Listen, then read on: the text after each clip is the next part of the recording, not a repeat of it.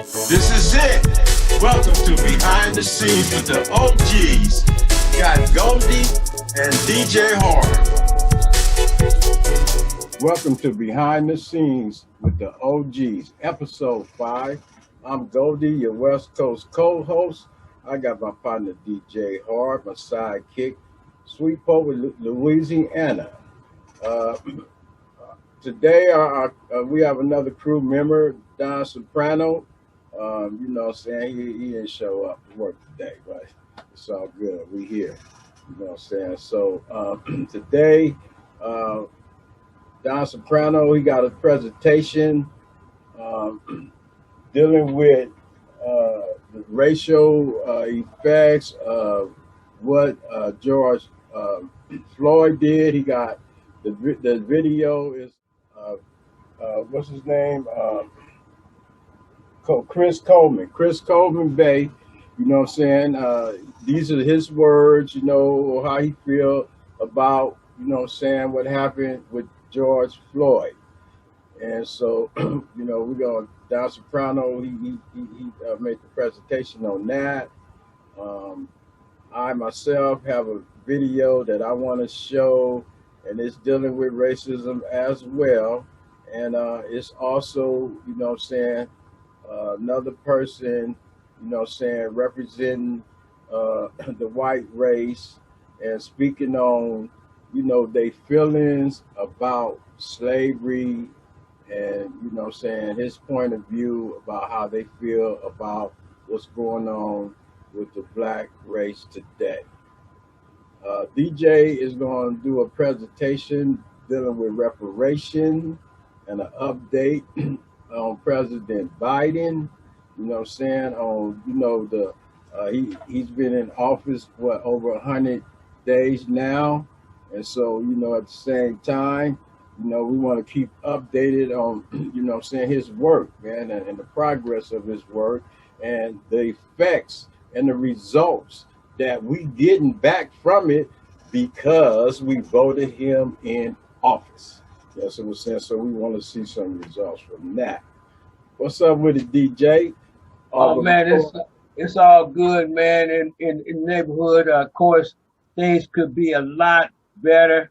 And that's why I'm paying attention to what's going on with President Biden in his first 100 days. What did he say? To try to find out if anybody got to him and was able to convince him to do something about reparations. However, what I found out is that there is some progress being made with Black Lives Matter movement in regards to criminal justice. And so I want to highlight actually what Biden had to say about that today in his first 100-day speech. Also, want to point out what's the current status of the George Floyd case. We're going to cover that a little bit more in detail. And, you know, just a quick overview because that's in the news. That's what's current today. That's what's happening. And, of course, y'all can dig in on that. And this is after the verdict. Yeah, after the verdict. Okay, now, okay, we're going to show you what's happening with that. Is that I anticipated that it would be appealed. All right. Now, of course, now what I just heard recently is they going to try to kick the whole thing out. And so, that's to be expected. Yeah. But anyway, progress is being made because President Biden is paying attention to the problems that we're having with police brutality. That's what I want to say, and I want to thank Don Soprano for submitting some content for us to cover. That's what's good about having a contributor to the show. I want to make sure he knows that I appreciate your input, and that's where we at. Yeah, well, you know what I'm saying, and you know, so it's very controversial topic, you know, the presentation of the video. So we're gonna be able to kick it around on that and you know what I'm saying, flip it and flip it and skip it and do everything else to it. You know what I'm saying? So we could get it broke down to what's really going on. At this moment, I want to take time out to give a shout out to the Big D, Detroit. You know what I'm saying? My family in Detroit. The rest of my family in San Antonio, Don Soprano, you understand what I'm saying? My son, San Antonio, Texas. The rest of my family that's there, my family that's right here, you know what I'm saying, with me, although, you know what I'm saying, we don't get to see each other and stuff every day, and now we still get to, you know what I'm saying, hook it up on Facebook and stuff like that. Sasha Banks, you know what I'm saying, you still doing your thing, you know what I'm saying, I just want to say, hey, you know, give a shout out to Many by Legacy, and you know what I'm saying, we rocking and rolling. And if you want a style and profile, summertime is coming and it's time to jump on a bike, man. So just, you know, hit us up, man. You know what I'm saying? DM, whatever, however you want to get at us. And, you know, so, yeah. What's up with it, DJ? Well, man, I want to give a big shout out to all of my fans on Number One Music. I want to thank you so much because you are communicating with me. You are sending me your opinions and your comments about my music. Now they are. I also get some feedback from Spotify. All right, on my new album, we got cut number 4, On My Way. On My Way. That bad boy is smoking. Now, yeah, it is. Now, I don't know if it's the timing or what, but I'm surprised that this song, and I think it only got 2 words in it, Remember Juneteenth. That song is starting the trend on Spotify and other streaming services. And I was really surprised to see that song. I said, man, all these other great songs I got here, and this one is showing up in the stats. Okay, so I want to thank.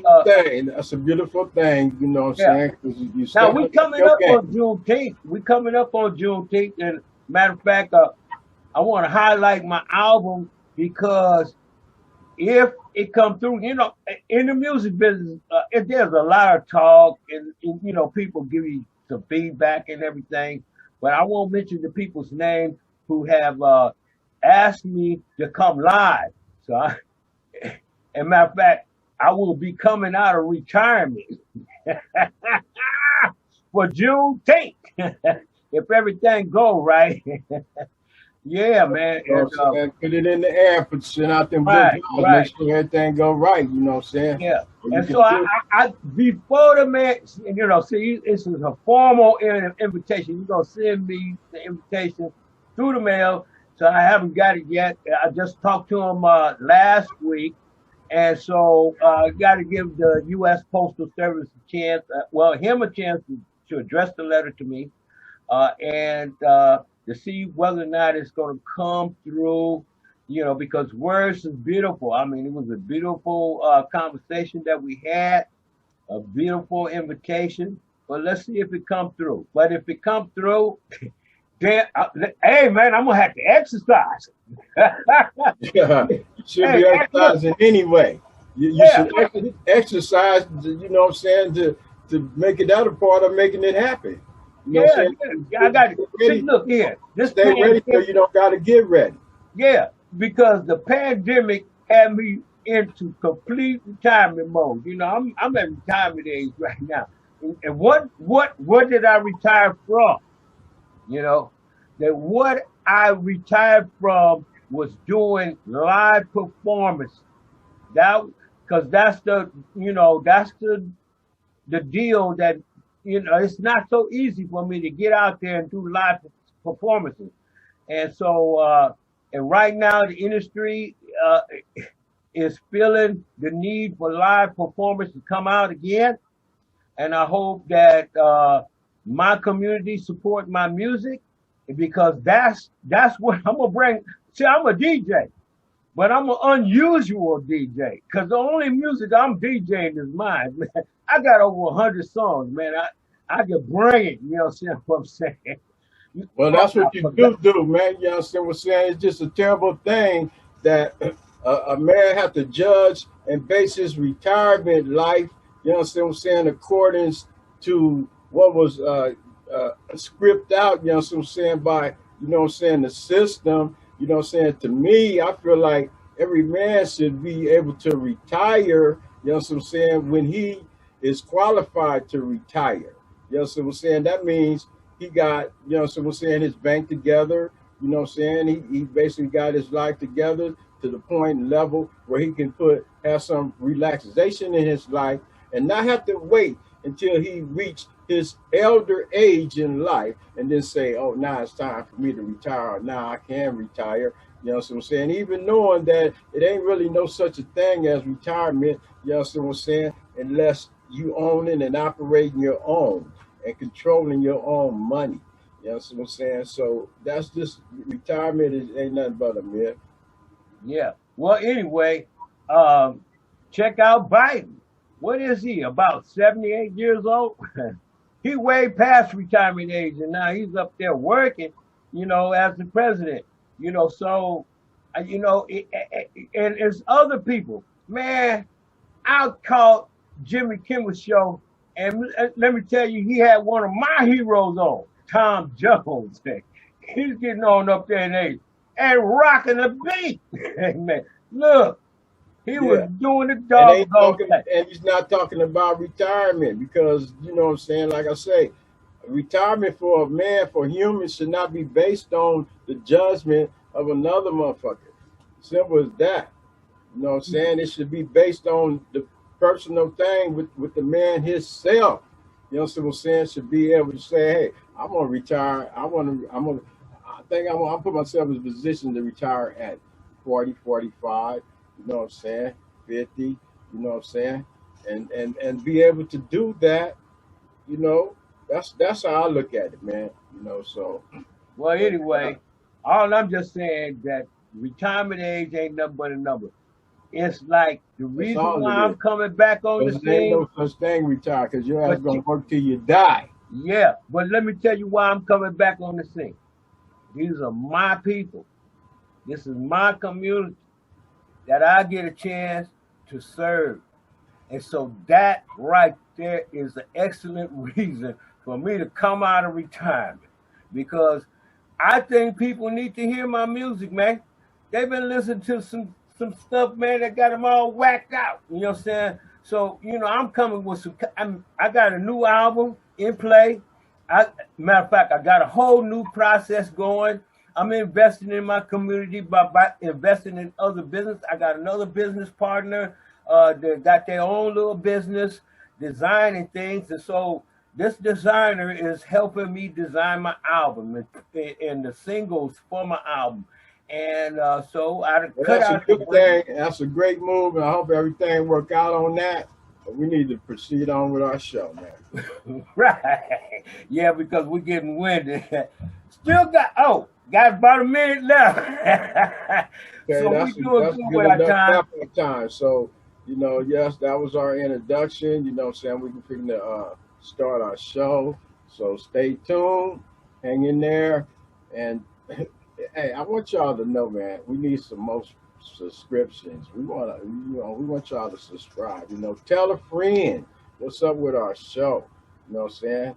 So, y'all can be participating, you understand what I'm saying, on a level that Black people need to participate with each other on. So that's, what I'm saying. Come on with them subscriptions, man. Run that shit up. All right, so we'll be back with you in 2 minutes and 2 seconds. Welcome to Behind the Scenes with the OGs. Got Goldee and DJ Hard. Okay, we back with the OGs. Behind the Scene with the OGs. And we're fixing to kick off a video that's crucial, is kind of devastating. And so, if you got a weak heart or something, you might not want to be watching this, but it actually happened in real life. And so, we're going to present it because You know, we have point of views in regards to it as black men. Okay, let's roll that. All right, we're gonna switch over here to Chris Coleman Bay. All right, and we're gonna start this video.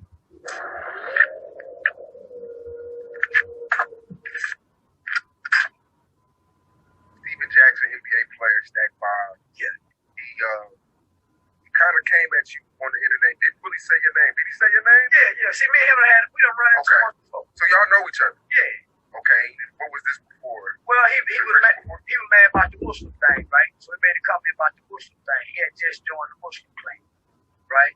So he made a comment and said something to me, and we have mutual friends, right? So I tell him, yeah, man, ask so and so about me. So he tagged so and so about me, and yeah, do you know him? And he tell him, yeah, I know him, but I hate you respond to him. So he left it at that, right? We know some mutual people.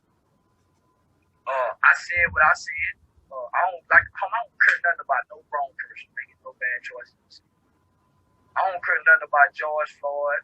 No wrong person make wrong choices and decisions, and then it's a consequence to their choice and decision, whether it's horrific or not. You shouldn't have made that choice. Live, dead or alive, live, right? So, I don't know where he come out when I make the DMX comment. Then he came and made the video about me, put my name in the tag. But this is what I want to say that they love George Floyd, so what was he doing downtown Brooklyn? If they love George Floyd so much, what was he doing downtown Brooklyn? I mean, we done seen the whole video, full video. He was dope fiending too. He was dope fiending too. I don't care about no dope fiending. In my world, dope fiends is beneath dead people. You treat them bad, you do them bad, they wash your car, you give them $2. That's how we do dope fiends in our community. Huh? They wash your car, you give them $2. They come to the trap, they done risk their life stealing out a Family Dollar, they got $100 worth of stuff, you give them $5. That's how you do dope. Dope fiend can be fine as she is. She selling some dope fiend pussy, she get $10. We don't get no tip. We don't take care of dope fiends around here, so how y'all gonna trick me to like one dope fiend, but on the other hand, the dope fiends get done bad? In real life, dope fiends are done bad. How you gonna trick me over here to say, hey, we love you, dope fiend? No, we don't. The man smoke crack. And for last year, all I've been hearing is I'm a crackhead. So if I've been getting shamed for being a crackhead, you see what I'm saying? So for a whole year, they've been saying you smoke crackhead. Now we got a real crackhead. We got a real crackhead, DMA. And now it's pity. He was smoking crack as a kid. Man, what about it? But I remember I was a crackhead. So let's keep talking about the crackheads, y'all. Because that's all we've been doing. That's all we do. That's what I mean. It's fake, homie. We've been shaming crackheads since they mamas were smoking crack. But although George Floyd did drugs, that doesn't justify cops. All he had to do was get in the car. Didn't you hear the man? There was a man in the video telling him, say, homie, just get in the car, man. There were black people on the scene begging George Floyd, come on, homie, just go to jail. When did niggas not want to go to jail? When did niggas stop wanting to go to jail? When George Floyd was crying, oh, man, come on, homie, stop that. He in the car, oh, man, go to jail, nigga. Stop doing. See, this is what niggas mess up with. I want to talk to the police. I thought we don't talk to the police, right? When the police get you, man, I'm going to jail. But you want to hold court on the street. That's what's getting them killed, homie. Trying to hold court, man, with all the other young brother, they pull him out the car. Put his hand behind his back. Nigga, you shouldn't have never got out the car. When did niggas stop wanting to go to jail? That's all I want to know. I thought niggas was supposed to go to jail. And niggas want to go to jail. And it was cool to go to jail. When did niggas stop wanting to go to jail? And George Floyd just got in the car with me to still be alive. I saw a video yesterday in the court that they played. The brother was saying it was a black man said, say, brother, this. And George said, man, no, man, just get in the car, homie. And if you land on me like that, homie, I got a will to live. I ain't gonna lay there peaceful and let you just peacefully kill me. I'm gonna flop, I'm gonna kick, I'm gonna spit, I'm gonna feel, I saw a man that didn't have a will to live. I saw George Floyd. Now, nigga, you just go lay down. Same with Mike Brown. You don't just put your hands up, homie, big as you. Man, I got a will to live, homie. You see what I'm saying? No, homie. I'm sorry. I don't have the fakeness that everybody else has. I'm sorry. What's your prediction with the trial? It's currently going. Yeah, I hope he get out. I hope he get out. Hope the cop get out? Yeah, I hope the cop get out. That's your prediction, though. My prediction is, to save the nation, they go slap him on the hand. 2 years, 5 years. Yeah, I say get 5. But I pray in the name of Jesus, you know. I think black folks need to be tested. Yeah, I think the white folks need to say, fuck him. Let him out. He came back his badge and his gun. See what he do. I think niggas will get up and go to work tomorrow if they do. I don't think they will burn down the country. I don't think they got it in them. Yeah, I don't think they got the courage, and I don't think they got the heart to buck America. And they didn't buck him that time. They just run the insurance scam. And then I pray, you know, just to see what all these yapping people go do since they got so much conviction about George Floyd. You know, before trial, they start putting up the barricade fences and all that. Is that a red flag, like hold on, they might let him walk? No, that's them playing psychological warfare. We ready. That's them playing. We ain't never. That's JoJo. They ain't never gave a damn about the police killing no nigga. They ain't never give men white. No, they ain't never in this country. They ain't never gave a damn about the police killing no nigga, especially no nigga like George Floyd. He said, especially nigga like George We Floyd. killed Tamir Rice. Y'all didn't do that. We done killed some of y'all mamas. We done killed Breonna Taylor. We done killed the other boy in Baltimore. Y'all ain't did nothing. We more worried about people storming the Capitol than black people getting mad about police. We more worried about North Korea landing a missile on California shore again, because it got to Canada last time. We more worried about meddling in our elections than we are about our police killing y'all. And then it's a reality check, reminding y'all of who y'all are in America. You used to be second-class citizens. You ain't that no more. You done been reduced to be fourth-class citizens in this country, and nobody cares what we do to y'all. Not even y'all. Let's stop it. Since the George Floyd murder to the George Floyd trial. Man. That dashing. Hey. Now I want to say this. See, I noticed when he's talk about the establishment, he's including himself as we. When he talk about the people, us, he say y'all. You know what I'm saying? The thing about this cat right here is he don't use no discretion. Now, as far as Ray Charles was a dope fiend. You understand what I'm saying? So I mean, and dope being a dope fiend is a familiarity in the black in the hood, and you know what I'm saying. Now in California, dope fiends is not treated like, I don't know where he's from. You know what I'm saying, but it sounds like he's from the South. You know what I'm saying, but. A person may be a dope fiend in the hood and shit like that. Yeah, he do get, you know what I'm saying, he get low budget, you know what I'm saying, he get dealt with on low budget level. But if it's dope fiends that still, you know what I'm saying, or, we still give respect. Respect, you know what I'm saying, is when it comes down to respect, man, you know what I'm saying, a man respecting another man, it don't have nothing to do with, you know what I'm saying, if this person is getting high or this person ain't getting high. It has something to do with the character of the person. So you can't just be, you know what I'm saying, in that frame of mind to where you feel like, you know what I'm saying, because he's a dope fiend, you know what I'm saying, we're going to use him and abuse him, you know what I'm saying, because that's in actuality, it ain't really like that because it's dope fiend hogs too. You know what I'm saying? So Well, I like to add in, man. Now that I think about it, I think Elvis died from drugs. Michael Jackson, you know. exactly. I mean, And nobody was disrespecting them. So I'm saying he's I talking think, about the hood. He's yeah, basically talking about the hood. But at the same time, like I say, everybody is due respect. It don't matter because especially when you talk about dope fiend, because a nigga could be a dope fiend on pussy, a nigga could be a dope fiend on money, a nigga could be a dope fiend on anything, on clothes, whatever. You know what I'm saying? But you know, since he's talking about ingesting, you know what I'm saying, drugs into your system, you know, yeah, that shit is fucked up and everything like that. But it ain't about, you know what I'm saying, disrespecting nobody. For in the South, I believe they got out like that.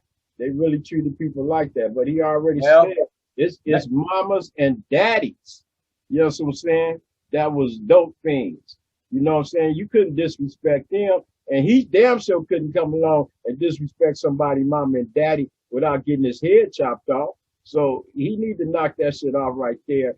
As far as the things that he's saying about George Floyd, I agree with some of his points because when I seen that shit go down, man, that affected me in such a horrifying way because this for him to show the weakness, the cowardness, the fear, you know what I'm saying, of being confronted by the police. You know what I'm saying?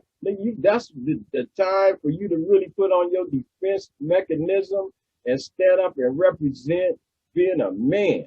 You know what I'm saying? let me add in. You know, I was in a very similar situation as George Floyd before. I went to an ATM machine and got a bunch of 20s out. All right. Then I went to the store and the 20 that I pulled out, the teller said, this 20 is counterfeit.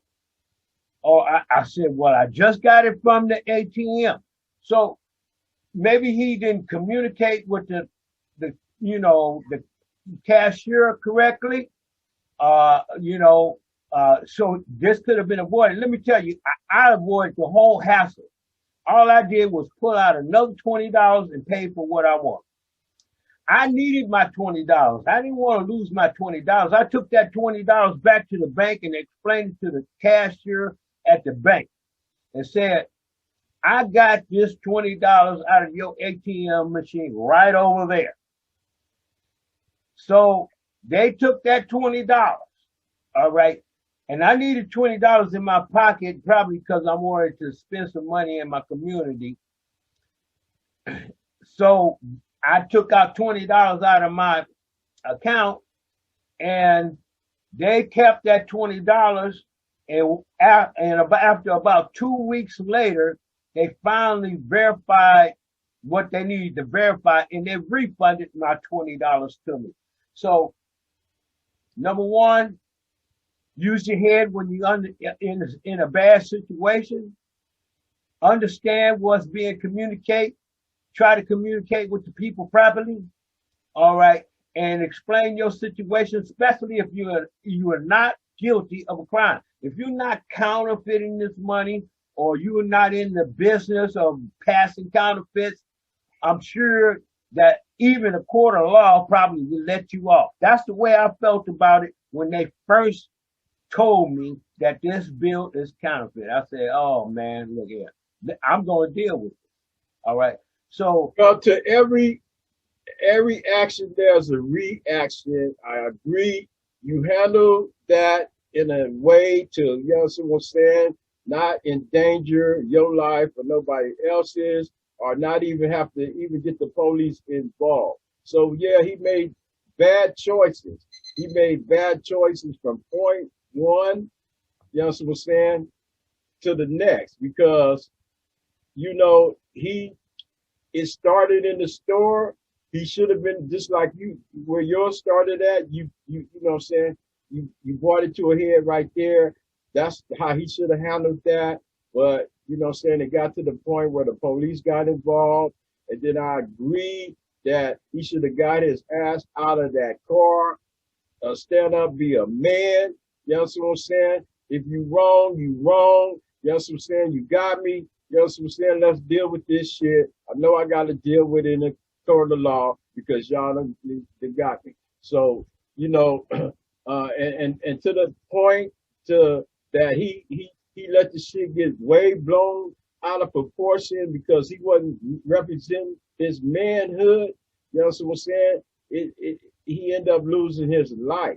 You know what I'm saying? Let me tell you what grabbed me so much about. He let a nigga, I want to bring this out. Put his knee in his neck, and the only thing he did was cry. Like, you know what I'm saying? He had nothing but fear in him. You know what I'm saying? And he put up no type of defense. He didn't try to roll that nigga off his neck. All he did was, I can't breathe. So, nigga, you know this nigga's killing you, and that's all you're gonna do.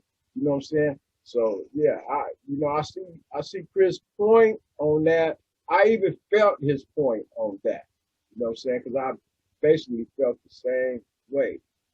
Well, let me tell you what part grabbed me. With the big nigga that he said, you know what I'm saying, in New Orleans that they took down too, he didn't put up no type of defense. Big as he was, that nigga just let him take him down to the ground. He should have been knocking them little and kicking them little motherfuckers all about in their heads and everything, man. You know what I'm saying? At least for you know, if the police is they coming to kill you, man, you know that you're in a life-threatening situation. You got one thing to do, man, to put up some type of defense, man, as a man. You know what I'm saying? Well, all I'm saying is man up, all right? Handle your business. Whatever kind of drugs he took that had him incoherent. In other words, he's acting like he's not understanding any language that's going on. Not, the police is telling him something. He's not comprehending it properly. So if y'all want to say no to drugs, whatever kind of drug he took, y'all say no to that because that ain't no good stuff, Right. And what got me the most, what embarrassed me the most, all right, is when he called mama. Oh man, I felt that too. I said, man, oh man, that was weak. That hurt me in my heart. I said, he's a grown ass man.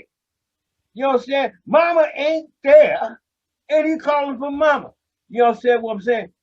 Maybe it grabbed everybody else differently, but to me, I was extremely embarrassed for this brother representing us like that.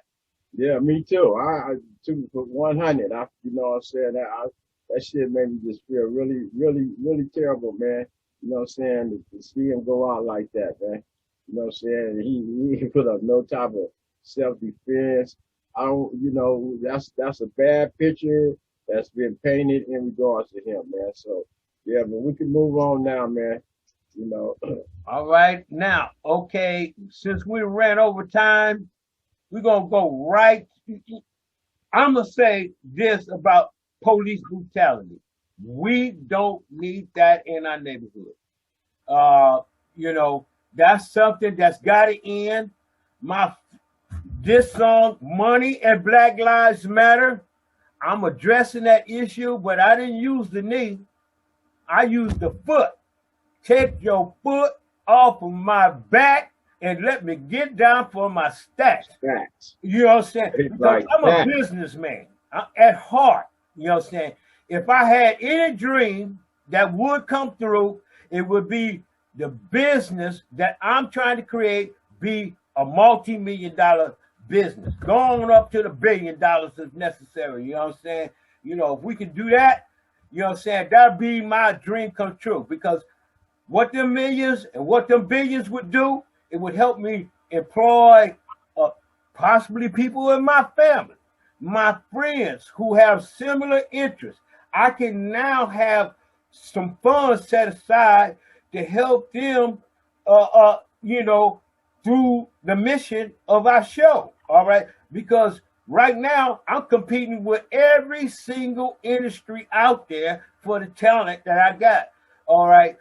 Or would like to have, assisted me with this program. All right. Man, they getting ready to go up to $15 an hour in in Cane's, McDonald's, Burger Yeah, King. well, they already went up to $5 for gas. So Yeah, yeah. you So people got to work, and that's the reason why they don't have time to take away to even deal with music or entertainment projects, for as us trying to put together a show or movie or any other kind of entertainment product, because now they got to go to work. So I'm competing with every single industry out there for talent. All right. So that's what I got to say when it comes to talent. I want to move on because his name is being lifted up by a president. And I want to get to this part right here where he's, out of all this time that was spent, he spent about 2 minutes on this, but it's a very important 2 minutes because it's showing that our Black Lives Matter movement is making some kind of progress. So we're going to move right on to that. And we won't ignore what our intelligence agencies have determined to be the most lethal terrorist threat to the homeland today. White supremacy is terrorism. We're not going to ignore that either. My fellow Americans, look, we have to come together to heal the soul of this nation. It was nearly a year ago before her father's funeral when I spoke with Gianna Floyd, George Floyd's young daughter. She's a little tyke, so I was kneeling down and talked to her so I could look her in the eye. She looked at me, she said, "My daddy changed the world." Well, after the conviction of George Floyd's murderer, we can see how right she was if we have the courage to act as a Congress. We've all seen the knee of injustice on the neck of Black Americans. Now's our opportunity to make some real progress. The vast majority of men and women wearing a uniform and a badge serve our communities, and they serve them honorably. I know them. I know they want.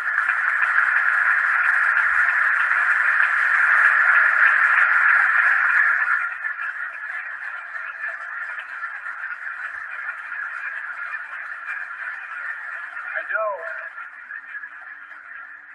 we want to help meet this moment as well. My fellow Americans, we have to come together to rebuild trust between law enforcement and the people they serve, to root out systemic racism in our criminal justice system, and to enact police reform in George Floyd's name that passed the House already. I know Republicans have their own ideas and are engaged in a very productive discussions with Democrats in the Senate. We need to work together to find a consensus.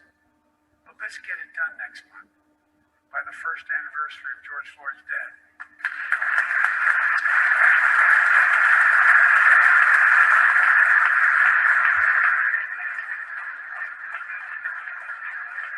The country supports this reform, and Congress should act.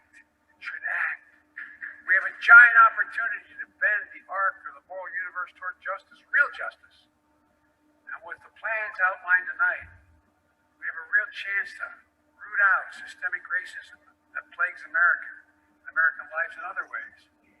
A chance to deliver real equity, good jobs, good schools, affordable housing, clean air, clean water, being able to generate wealth and pass it down through generations because you have access to purchase a house.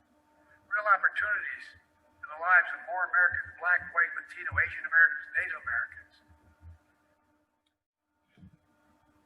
I just wanted to show you that President Biden is paying attention to what's going on with the criminal justice system. Man, do you know how long they've been dealing with and lying about criminal justice reform? Since Rodney King. I wrote a song way back in the gap. That's 1992.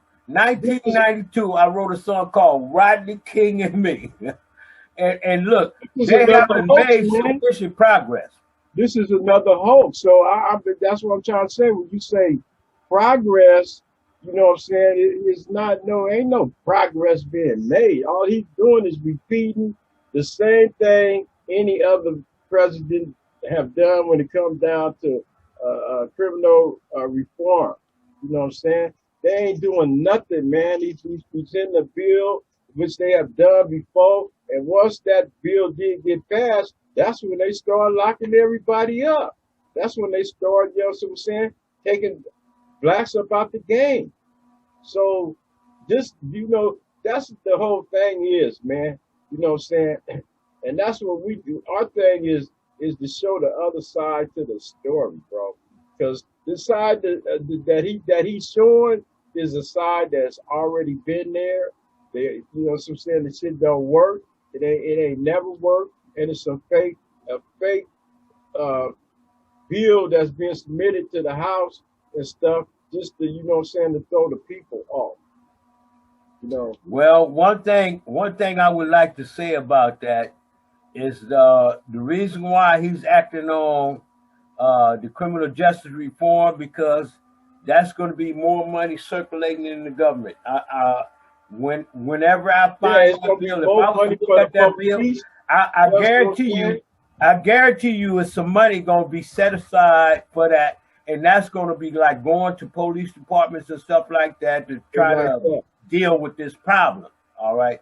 So all I'm just saying is that the conscience of America is being tried, and now we got to keep an eye on it to find out if their conscience are correcting their actions. Because talk, just like in the game of music, talk it could be beautiful, it can sound right and everything, but got to get down to the bottom line. People coming together collectively and pushing the line, you know what I'm saying, on the president that was chosen by the people.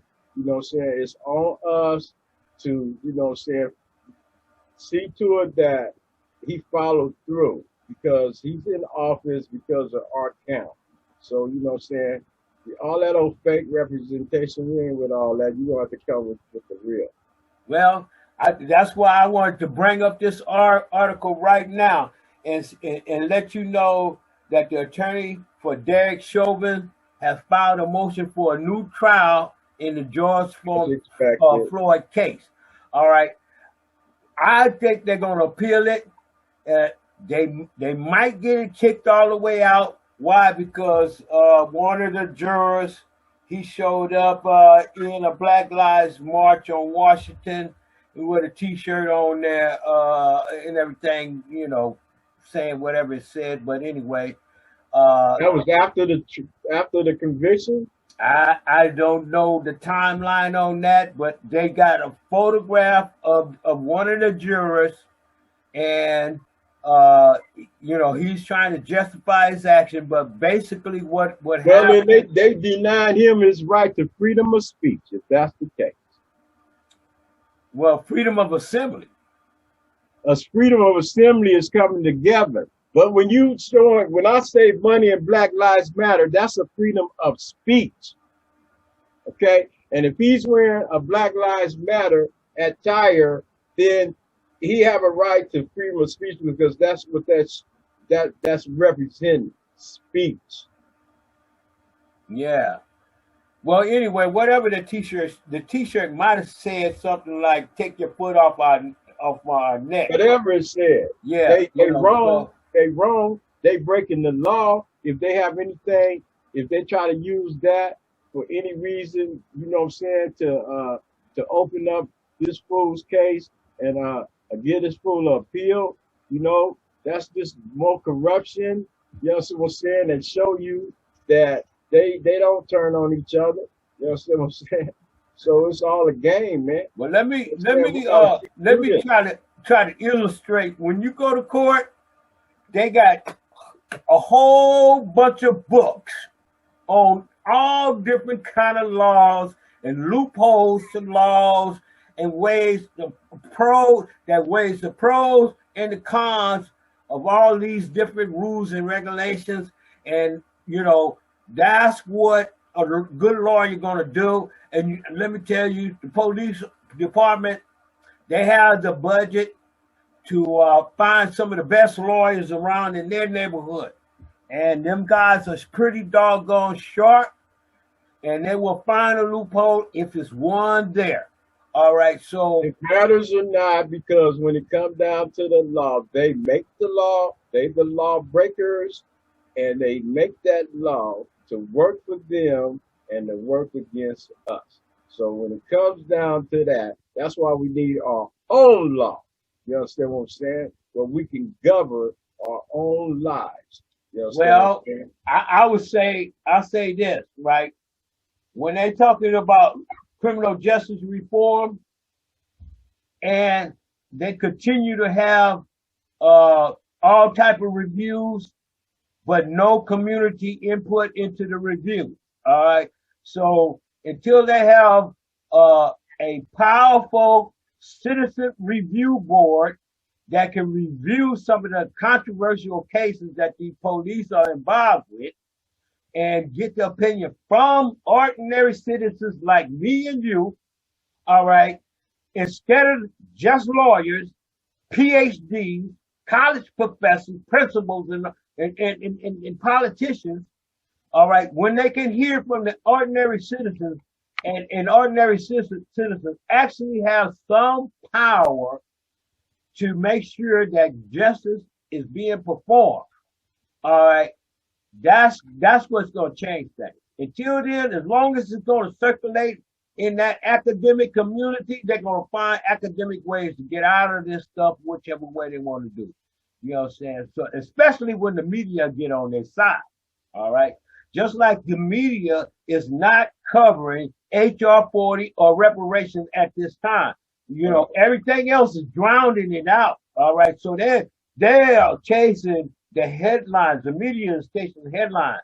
All right. So that's why our viewers need to share this show with your friends so we can get a different opinion out there. So we can actually say, all right, when you read something or hear something, sometimes it's necessary for you to evaluate it, critique it, and break it down for yourself. That's what we're doing. We're trying to say, oh, we're not just going to accept your opinions willy-nilly. No, we're gonna bring it. Yeah, because that's what we've been doing. Yeah. So the way I look at George Floyd, fear and panic got to him, and he made one irrational decision after another. Unfortunately, the police didn't do their job correctly and applied abusive force on him and suffocated him, which is a bad thing, and I hope that justice will be performed on that. Indeed, that's absolutely correct. And, so everything, that them sweeping HR 40 up under the rug and trying to, act like it's so much, they got so much other things going on, it's giving them action. It's allowing them. You know what I'm saying? But that's where we come into play. I'm not going to allow. Exactly. I'm going to stay on it, man. Look. Stay like that. Look. That's why y'all need to be subscribing to our show, because we're going to give you the inside scoop of what's really going on. And, what we need to do to proceed, to make sure that everybody that claim, they for us, and we help them get in office. We gotta push the line, make sure they do their job, man. Because this is a whole new day, a whole new time. That's what I'm saying. We got 400 years of getting shit swept up under the rug. That's what I'm saying. Getting this misused and abused, getting pimped on. You know what I'm saying? So yeah, we got to stand up now. That fear thing, it has devastated us as a race of people. During the time of slavery, when they instilled, fear in our men, our women, and our children. That have put an imprint so deep, into us that it still affects us right here today. So that study and research I would like to add was doing on that Army situation, and of course they're acknowledging, that they have instilled fear in the black man, and they're using that, they've been using it as a tactic, to keep on pushing the line on murdering us.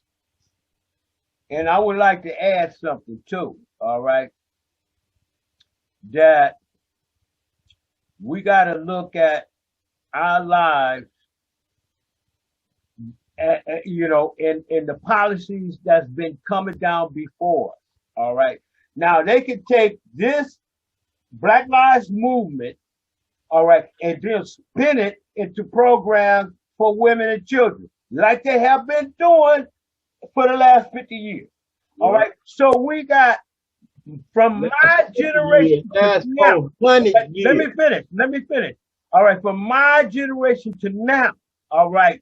As soon as we become 18, we left out of most programs, man. All right. So the woman is strong because they out of the jail program. 50 years, man. All right. 50 years of support.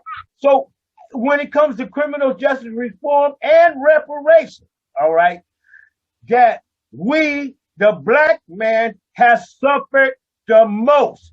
I don't care what anybody say.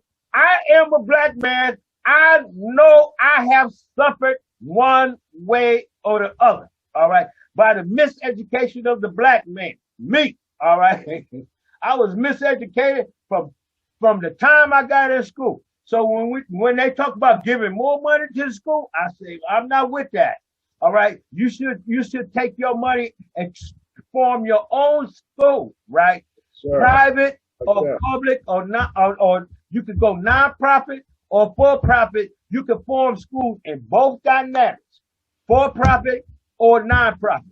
Have your own curriculum set up to supplement the existing educational system, so we could come up with specialized training for specialized fields. Exactly. So we'll be more prepared for life and employment. That's what I'm saying. Forget giving more money to the existing rich institutions. I'm paying taxes right now. One of the biggest tax bills I got every single year is education.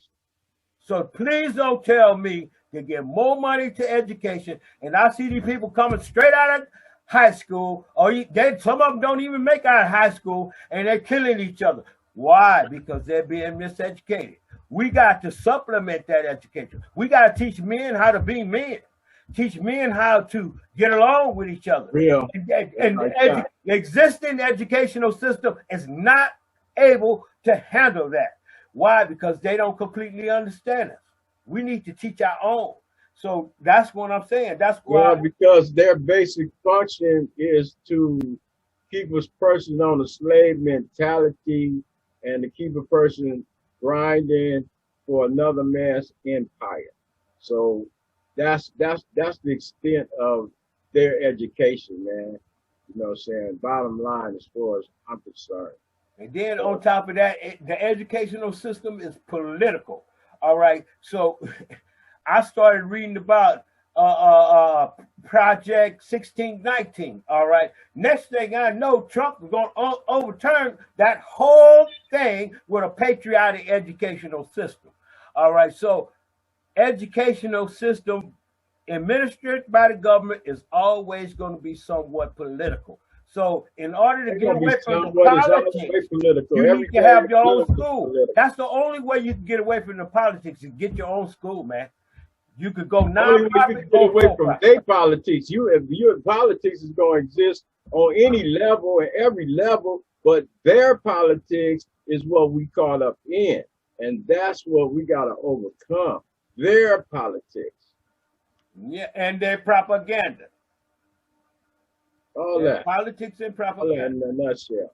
All right, because I'm telling you, if you go back. Gotta flip everything they ever told us, ever said to us. We gotta flip it. You know what I'm saying? It's all been a complete lie. Yeah. You know. I got a video coming up, you know what I'm saying, that I want to share that, and it's dealing with the perspective, you know what I'm saying, coming from the analysis and the mind frame, mindset of, you understand what I'm saying, the Caucasian race of people. And so that's going to be our next video. That video right there by Chris, you know, it's things in there that he brought up that I feel that as far as our manhood go, as far as us, you know what I'm saying, standing up and not being, you know what I'm saying, defending ourselves, that's very important. And, you know what I'm saying, every man should know that and feel that in his mind and his heart. And, you know what I'm saying, we can't be going out like no suckers. We can't go out like, you know what I'm saying, calling for mommy, you know what I'm saying. And we really can't be allowing the nigga to have his knee on our neck. You know what I'm saying? Right. So with that, you know, we're going to move on and proceed to the next video. So we're gonna end this the segment, and we're gonna move on to the next one. Excuse Right. me. So we'll be back in 2 minutes and 2 seconds. Welcome back to Behind the Scenes with the OGs. Okay, I'm going to present this video. Every black person needs to watch this video right here because it's very controversial. And, you know, I think, you know, we'll get a lot of enlightenment up out of this. So here we go. Right. Hi, my name is Stan, and I've been watching the Black Power community for the last 100 years. I just noticed that you guys have been having some problems figuring out what to do about me. You see, I'm a cracker. Yeah, the white man, Good cracker, the yeah. guy that has been running the whole world for the last 2,000 years. Well, the reason that I stopped by to speak with you today is to help. I've been watching you guys fight over gaining real black power, and thought I would give you a few pointers. Since we white guys have been running things since we invaded Africa, I figured I would lay out a blueprint to help you achieve your objectives. Might as well use a plan that works, right? Besides, it beats the backward, no progress, mistake repeating methods you people have been trying for the last 400 years. So I knew all of you needed some help, especially after Barack Obama got into office. He's a great guy, but a black man in a white man's house ain't really saying much considering all the hell you people have been through. Don't get me wrong. In many ways, I know you were happy to get at least one black into office. This is good when you want to run politics, but ruling the world is what we white folks specialize in. Have you ever heard of the Illuminati? Well, that is the kind of coordination you are going to need to begin taking over the world. Okay, let's get started. Today, I am going to give you 3 things that we did to take over the world. You can use these too, and begin to gain real black power. Number 1. The first step to taking over the world is unity. I know you have heard of this before, but black people seem to really struggle with this one. You just don't seem to get it. You would rather fight against each other instead of your enemies. This is bad business and you will never get true freedom doing things this way. Instead, do what we did to gain power. We divided and conquered entire countries based on their differences, while holding true to our similarities. I am white. There is no changing that. My God-born tendency is to preserve my own. Nothing is racist about that. It is just common sense. You people are the stupid ones, going around trying to love everybody but yourselves. We kicked your asses here in America for over 400 years, and you still go around talking about Jesus loves everyone. While you've been doing all the praying and jumping around, we have been buying up the world and making laws you have to abide by. No offense, but everyone else has unity but you. I mean, look at the business in your neighborhoods. The people that control it don't even look like you. In fact, everyone who comes to this country sets up a business in the black community. The Koreans, the Indians, the Chinese, the list goes on and on. Aren't you tired of letting these other people supply all of your food, nails, and weaves? The one thing they have that you don't is unity. Number 2, once you get unity, you are going to need to get organized. When we took over the world, we had a plan in place, a goal. Since we whites make up a small percentage of the global population, we knew the only way for us to exist was to enslave non-white people. This was our global plan for white supremacy. But we didn't stop there. We organized a military force behind our goal and executed it to perfection, killing men, women, and children across the globe with brute force. Whatever we needed, we just took it. And if blacks or Native Americans didn't like it, oh well. Remember, there are no rules in war. Our objective is to ensure survival. But you black people seem to think your economic hardships, social injustices, and high arrest rates just happened by chance alone. Never mind. We've worked nearly 4 centuries, day and night, to keep you people exactly where we want you, on the plantation. Yeah, it's true. Let me tell you a little secret. Most white people are not going to tell you this. It's an old family secret we have kept pretty quiet about, and for good reason. You see, all the free labor my white ancestors got from your black ancestors translated into a lot of money. In fact, the black slave trade was the greatest wealth-building tool in human history. With free labor, we were able to finance the Industrial Revolution. Well, all of that money pretty much stayed in the vast majority of white families.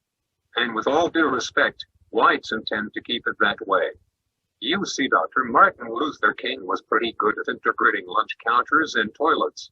However, he didn't do so well at integrating bank accounts. So you blacks were shafted out of the money that was due to you in exchange for a good job and education. But it was us whites that owned most of the jobs. Which brings me to my point. It's just another plantation. I say all of it to say, being organized is more than alignment. It is knowing the traps we have laid out for you, and then moving around them. Everybody knows but you blacks. That education will only keep you enslaved. It will only produce what it has already produced.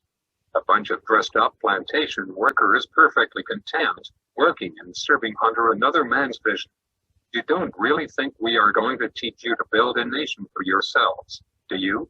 If you were really educated, you would be able to solve your own problems. Problems like gang violence, poor economics, and underrepresentation. Instead, you will continue to pass the notion of getting a good job down to your children. This will brainwash them to be just like you, and the cycle will repeat for generations. While we whites continue to run things at the top, your grandchildren will be celebrating the first black Catholic Pope. I know this has been long, so let's move to number 3. The third way to gain black power is the most important of all. It is this way because it deals more with your psychology than the conscious mind. When we took over the world, we decided to use the most dangerous weapon of all to subjugate the darker peoples of the planet. We used a combination of white supremacy and religion to mind-fuck these people into complete submission. If the robber breaks into your house, rapes your family, kills your mother and father, then tells you that in order to go to heaven, you have to worship this God. If someone did that to me, then said that to be born again, I had to worship this God, I'd kill the bastard right on the spot. But you black people seem to have no problem worshiping the God of your enemies. Even worse is the fact that for all the praying that you have done, it seems like the God of the white man is just as racist as we are. Anytime you start believing in the God of your enemy, it pretty much means you're a complete idiot and a pussy who is too far gone to confront his adversary. This is a deep sickness because to believe the man who murdered your family is your friend is to believe that watermelons have gills. This kind of thinking lacks critical reasoning, a skill needed to defend territory and the minds of the youth. You even believe that Haiti, the only black nation that ever kicked the white man's ass, is cursed because many of them practice voodoo. You even go further and believe that it was God that hit Haiti with a 7.5 earthquake. You religious-minded blacks thought this about New Orleans too. Let me tell you the truth. We gave you this God because we knew by worshiping a white God you would subconsciously be worshiping us. That was a part of our plan, and it worked like a charm on the early slave plantations. We whites decided to perfect it and have taken our gods all over the world to dark people. You see, we know that if we can get you to put down your God and pick up ours, you will lose your real power. This is really effective for controlling a people. Practically, by doing this, you will never fight against us because subconsciously you would be fighting God. I know that is a serious mind fuck, But that is why you cheer for a white Jesus to kill all the darkies down in Haiti and New Orleans while kissing Pat Robertson's ass. Meanwhile, our heart machines can shake up more prime real estate for the oil companies. If you continue to follow the God of your enemies, you will never rule the world because you will always have your allegiance with a white man instead of your God, who's pissed off because you traded him in for a blonde-haired, blue-eyed hippie, whose name we took from the Greek god Zeus. So, let's recap. The top 3 things you need to do to rule the world and to have black power is: number 1, get some unity. Stop killing each other over nickel bags of weed and coke. You are basically helping to kill off your own army. Stop it and unite. Number 2, get organized. There is nothing worse than a bunch of rich rappers talking about gangsta and keeping it real, when all of them still work for rich white and Jewish men that pimp them for their talent. With Jay-Z, B. Diddy, and Oprah, you black people should have your own distribution company by now, instead of relying on your white backers to put out your albums. This is because you are not organized. This goes for all you sports athletes too. You black sports guys are stupid. You're a grown man and you still have an owner. Stop being a slave and wake up. When you die, all you will have to pass on to your children is a championship ring. When I die, I will have at least 2 islands and a few manufacturing companies to extend my legacy. For you sports guys, no one will remember you, and the money you blew on trying to floss will be right back into our hands. You need to organize and put your money and minds together for one common goal: black power. Last but not least, you have to stop following the white man's God. He has really done nothing for you since you started to believe in him. Basically, all my God has done for you is allow white guys like me to continue stealing from you. Sure, we'll give you a few rich blacks to make it up the ladder, but this is to keep us open you, so that you will teach cowardness and fear to your children and get nothing in return. You will keep praying while we will keep slaying, and taking more land and control of the earth. It will be this way as long as you fall for the lie that some white dude is going to come down from the skies and pull you out of this shit.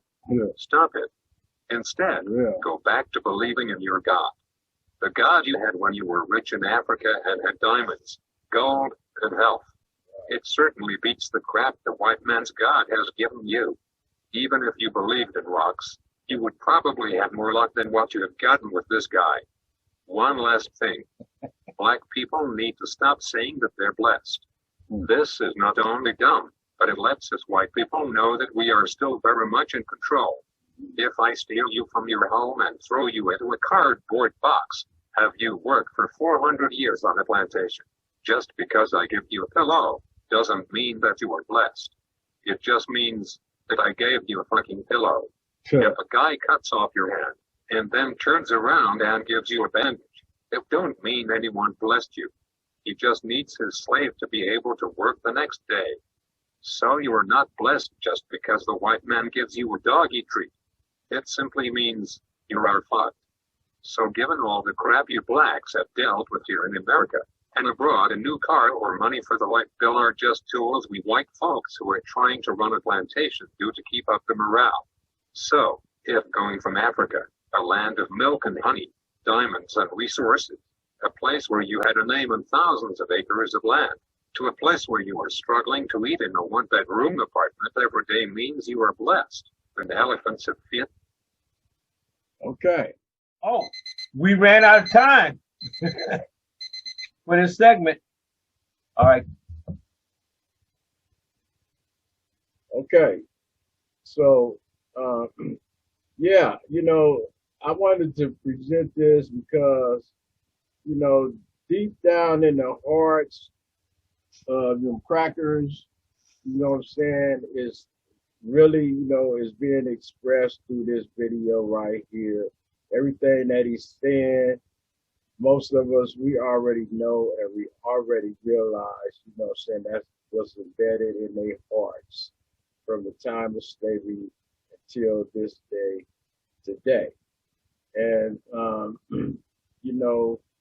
that's, it's important because, we see, this is the reason, so we're saying conditions, racism, and all this derogatory, saying stuff that we go through exists because of what's truly in the hearts of, saying these white people.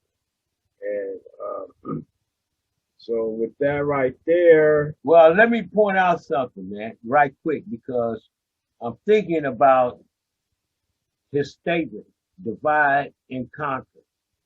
I want to take a minute to explore this a little bit and let everybody kind of see that sometimes you have to set certain agendas aside. All right, say for example that you have a table. You're going to have a table discussion on reparations, right? However, at the table there's a communist, there's a socialist, there's a Christian, there's a Mormon, there's a somebody who believes in Islam. All right. Then it's somebody else worship Buddhism. All right. So what he's saying is what was taught to us. Each person has something different about each other. So the person from one sect don't like the other sect, while we're all in the same situation. And what should be on the table is the discussion about reparations versus political views or religious views or where you're from or what you look like or the color of your skin, because some black people are light, some black people are dark, some black people have small noses, some black people have big noses, some people have small lips who are black, and some people who have big lips. We have been taught to find anything to point out to diss the next person, and then we get on the personal issue versus the real issue. The real issue is that since the time of slavery, the white race have accumulated wealth from slave labor, and some of that wealth was passed down through generation. Mitch McConnell could say whatever you want to say. He didn't have nothing to do with it because it was 150 years ago. No, man. But your people and probably your family members benefited from that. And that's one reason why you up there in that high position today. And that's one reason why you are rich today, because you and your friends was rich and y'all was able to talk about all of these wealth generation, wealth building things, and you continue to be richer and richer because you was able to invest, while the rest of us whose labor was stripped from us, all right, and we didn't get paid, and we didn't have anything to pass down to the next generation. Now we are in the position we are here today. So I'm just saying. And today, Mitch McConnell and your people, perpetrate, the slavery and the racism, in a new form, a different form, but we are not blind, deaf, and dumb people. So, when you try to say that, you ain't got nothing to do with it, that's just an outright lie, and you are a outright liar.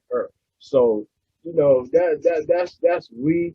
And like I say, we are able to recognize that, we still subjected to, a Jim Crow, racism, slave mentality, all this is still in our presence, in our existence, and economically, we're not where we're supposed to be. So until we, surpass, our level of economically, being compatible, your argument is dumb. Well, hey, look, he got really no real defense. Them are words that sound good to his people. But when I hear it, I know that all he's doing is putting the camouflage over the real thing. All right, because the real thing is that white wealth really was, a lot of it in America was created through slavery. And But this guy not only right here, slavery, this not guy only right slavery, here just told it all. You know what I'm saying? It's plain as day of what he's saying, and it's the real. So you know, he is a perfect example of the truth being said and told. And we must, you know, saying that those who want to be asleep and act like they don't recognize this, you know, saying should watch this video and, you know, saying open their minds to, you know, hear some real. As far as, you know, saying he's talking about their God, you know what I'm saying, that they have pushed on us, instilled in us, you know what I'm saying, conned us into believing into. I agree that we should be into our own God, because if you know what I'm saying, on that level, we know everything that he told us about religion is a lie. So there's no way, you know what I'm saying, we should stay, you know, subjected to the belief that, you know what I'm saying, what he told us about religion truly exists on his level, because it does not exist on our level. And the Most High, you know what I'm saying, created all, you know what I'm saying, and you know, we are part of that. And I really truly believe that the main part of it, because I truly believe that we are, when it comes down to the universe, you know what I'm saying, and nature, you know, I feel that we are more in tune with that than they are. well, I would like to add that we need to get down to the brass tacks. When I think about Africa or check out some of the things coming out of Africa or what's being said about Africa and the educational system in Africa, because I get a chance to see some of that, what I'm seeing is they need exactly what we need. We need to invest.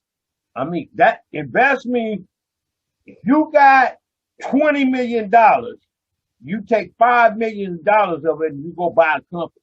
Or you start from scratch. You go buy some land and you build it up from the building all the way to the employees once the building get done and everything like that.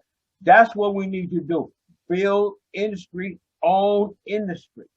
This cartoon also pointed that out. You know, he's gonna die owning 2 factories. He's going, and his daughter and his son and, you know, his relatives are going to be able to inherit that. All right. That's what happened. You know, these plantation owners in slavery days, black or white, all right, was able to pass on wealth that was generated through slavery. All right. And that wealth didn't go away when slavery was over. They was able to hold on to much of it and continue to build industry. And that's what's happening with us today, is that we have been deprived our proper wages. And so without those wages, we wasn't able to invest. So, okay, bro, I think, you know what I'm saying, we put on, this show is really long. And I think, you know what I'm saying, we need to cut this show. And I want to say, you know what I'm saying, give thanks, you know, to our audience who take the time out to, you know, see the other side to the story and understand that, you know what I'm saying, we just putting in our work as black men when we're making our presentation through our platform. And, you know what I'm saying, you know, buy the music, you know what I'm saying, like, subscribe to our show, and money and Black Lives Matter. And with that, I want to say good night. Good night. And y'all support the music. And hey, if you get a chance, grab our t-shirts too, because that's part of us building the industry, dealing with the merchandise. that everybody can use to keep that. And as a matter of fact, I wear them a lot, and I'm finding out this is a very comfortable T-shirt. So you'll find high quality merchandise when you buy from us. I want to thank everybody for watching. I want to thank all of my music fans for playing my music. I love you wherever you are around the world. I mean, I got fans all over the world, and I want to thank you for playing my music. Watch out. I'm almost finished with my next album. Everything go right, I'm going to have a brand new album out in June. All right, so y'all get ready for that. Be sure to hit that like button and share our videos with your friends and tell them to spread the word. All right, you spread the word. Tell them to spread the word. We need to build up our subscribers. Please subscribe and like our show because that makes a big difference right there. Thank you very much. And I want to wrap up this show and say, hey, we need some peace in our neighborhood. I'm asking all you brothers and sisters out there consider some dangerous activity to please stop the violence, find a different way to solve your problems, try to discuss it, go to court, whatever you got to do to solve your problems, besides taking out a gun and just shoot somebody. And some of you don't even know how to shoot good. And so innocent bystanders are getting shot. Please stop that.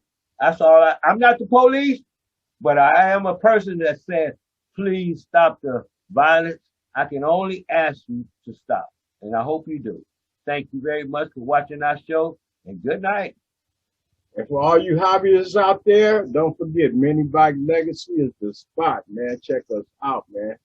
You want a style and profile on your mini bike. You know what I'm saying? We'll hook you up. Peace. Peace.